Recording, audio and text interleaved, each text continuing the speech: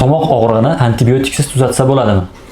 Albatta bo'ladi, chunki tomoq og'rig'iga sabab bo'luvchi bir nechta omillar bor. Ulardan biri viruslar, ikkinchisi bakteriyalar, uchinchisi zamburug'lar va boshqa patogen mikroblar hisoblanadi. Agar bolani tomog'ini og'rishiga sabab bo'luvchi omil bu bakteriya bo'lsa, unga antibiotik qo'llaniladi. Agar boshqa infeksiya, ya'ni virusli yoki zamburug'li etiologiya bilan tomog'i og'rigan bo'lsa, unga hech qanday antibakterial terapiyani kerak yo'q, ya'ni hech qanday antibiotikni kerak yo'q. Unga viruslarga qarshi, yallig'lanishga qarshi yoki zamburug'ga qarshi preparatlarni buyurilishi tomoq og'rig'ini hech qanday antibiotik bilan tuzalishiga sabab bo'ladi.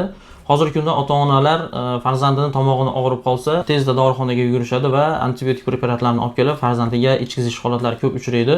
Bu juda katta xato hisoblanadi. Ya'ni boladagi kasallikni keltirib chiqaruvchi omil aniqlanmasdan ko'r-ko'rona antibakterial terapiyalarni buyurilishi bolani xususiy mikroflorasini ham kuchli zararlanishi, immun tizimi tushishiga va bolani tez-tez qayta kasal bo'lishiga sabab bo'lishi mumkin.